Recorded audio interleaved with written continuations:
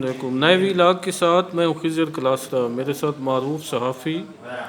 تجزیہ نگار اختر منیر بیٹانی موجود ہیں۔ ہمارے ٹانک سے ڈیرہ اسماعیل خان سے تعلق رکھتے ہیں اور بڑے ویل نون ہیں اور پولیٹیکل ایشوز پہ خاصی رائے رکھتے ہیں۔ آج اسلام آباد میں اپ سیٹ ہوا ہے سید یوسف رضا گیلانی کی جیت کی شکل میں اور حفیظ شیخ کی ہار کی شکل میں، اور میں جاننا چاہ رہا تھا اختر منیر صاحب سے کہ وہ اس سچویشن کو کیسے دیکھ رہے ہیں۔ بالکل سر، یہ جو پولیٹیکل پارا ہے وہ بہت زیادہ جو خاص کر اسلام آباد پہ فوکس تھا۔ پورے جتنے بھی سیاسی پنڈت ہیں، سب نے جو میڈیا ہے، تجزیہ نگار ہیں، اخبار ہیں، ہر چیز اسی جو خاص کر اسلام آباد کا گیلانی صاحب کا اور حفیظ شیخ صاحب کا جو مارکا تھا اس پہ بڑا فوکس تھا، اور اس کا تو آپ کو پتہ چل گیا ہے کہ گیلانی صاحب جیت گئے ہیں 5 ووٹوں سے۔ اس کے علاوہ جو انٹرسٹنگ سب سے جو مجھے اس الیکشن میں جو مجھے سب سے اچھی بات لگی ہے، ویسے تو بہت ساری چیزیں ہیں، وہ یہ ہے کہ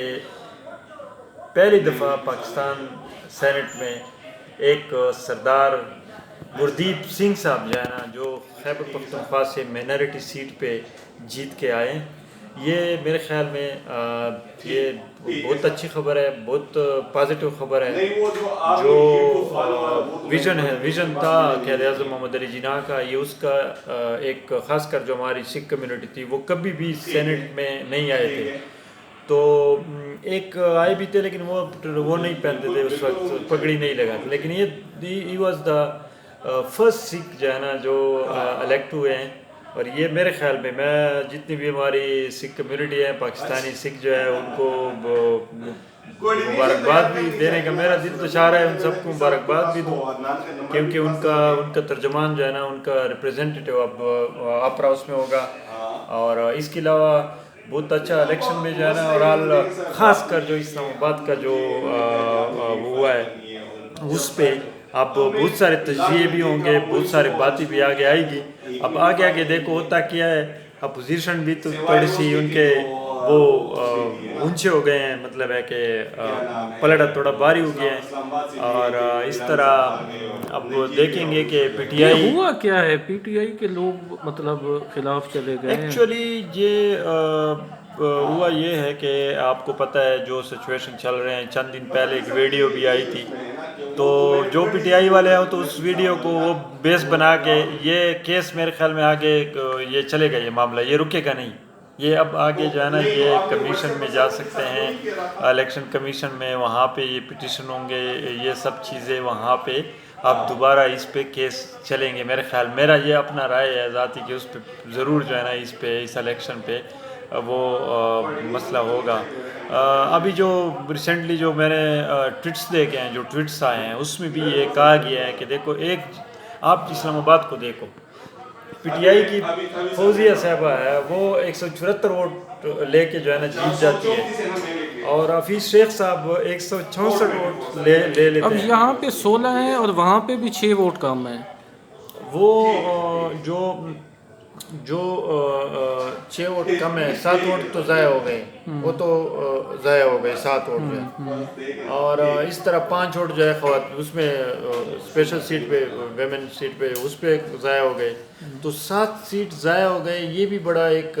اب اس پہ میرے خیال میں پی ٹی آئی کو بھی سوچنا ہوگا کہ یہ کس طریقے سے ہوا، اگر کسی نے ووٹ ضائع بھی کیا، کیوں ضائع کیا، کس طریقے سے ضائع کیا۔ کیا ایسا تو نہیں کہ پی ٹی آئی کے لوگ جو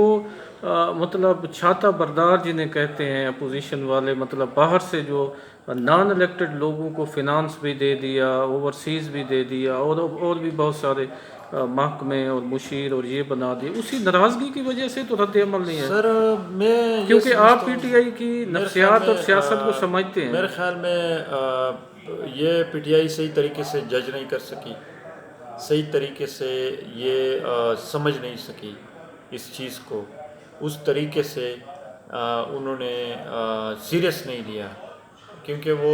الیکشن کو سیریس نہیں لیا، سینٹ الیکشن۔ خاص کر جو گیلانی صاحب کا ہوتا اس کو بڑا لائٹ تھوڑا سا لیا، زیادہ آپ تو کہتے ہیں، ہم تو دیکھتے تھے کہ وہ کوشش کی ہیں، لیکن یہ کہ اس طریقے سے نہیں کی، اور یہی اب ہوگا کہ اب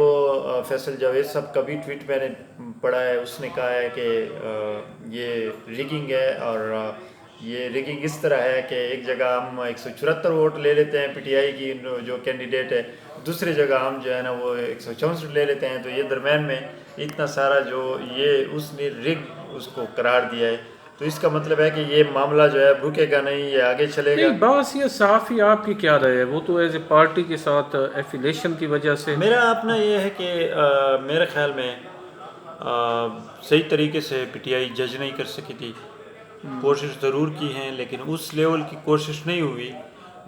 شاید اب اس کوشش سے کیا مراد لیا جائے؟ آپ مطلب ہے جو کہ مطلب کیمپین، خاص کر کیمپین کنونس کرنا، اور وہ بلایا تو تھا پی ایم صاحب نے اپنے اراکین اسمبلی کو۔ بالکل اراکین کو بلایا تھا، لیکن یہ کہ مین بات ہے جو ووٹ کا وقت آتا ہے نا، خاص کر جو یہ ووٹ کا جو وقت آتا ہے وہاں پہ اس وقت، اور کچھ لوگ ایسے بھی ہیں جو ان کے ساتھ جو ہے نا جو الائز ہیں۔ اچھا، آپ اتنا 2-3 مطلب آپ الائز کی بات کر رہے تھے، وہ بھی کر لیں آپ پلیز۔ ہاں، الائز جو ہے نا جو اب دیکھو الائز جو ہے نا ایسا نہیں ہو سکتا کہ سب ایمنیز جو ہے نا یا سب جو ممبر ہے وہ ایک ہی آواز پہ وہ لبیک کرے، یہ ہوتا ہے جب الائز کی حکومت ہو نا صاحب کی الائز کی، تو ان سے آپ یہ ایکسپیکٹ کبھی نہ کریں کہ وہ بالکل جو ہے نا من و ہن وہ جو فیصلہ ہوا اس کو وہ فالو کریں گے۔ دوسرا یہ انڈیپینڈنٹ کے جو لوگ، مطلب ایسے لوگ جو انڈیپینڈنٹ ہو اور حکومت کو سپورٹ کر رہے ہوں، وہ بھی اس میں بھی تھوڑا سا یہ نہیں ہو سکتا۔ اچھا، اب آپ نا بینگ اے جرنلسٹ 3 مشورے عمران خان کو کیا دیں گے؟ استعفیٰ دے دیں، اسمبلیاں ڈیزالو کر دیں، مطلب اپنی شکست تسلیم کرتے ہوئے کوئی بڑا فیصلہ لیں، کیا کریں؟ میرے خیال میں دیکھو یہ جو پہلے 2 آپ نے آپشن وہ کیے، وہ تو شاید ابھی ممکن نہیں ہے، کسی بھی صورت ممکن نہیں ہے، کیونکہ وہ خود مطلب ایسے کوئی نہیں آئے کہ وہ ایک پروسیس سے آئے ہیں، ایک پروسیس کے تھرو ہی سب کچھ ہوتا ہے۔ یہ کبھی نہیں ہوا کہ پورے ڈیموکریٹک سسٹم کو آپ، کیونکہ وہ اخلاقیات کا بہت زیادہ پرچار کرتے ہیں نا، اس وجہ سے رہ گئی بات اس کی کہ ان کا سیٹ وہ تھوڑے سے پریشر ہوگا حکومت پہ، اب ان کو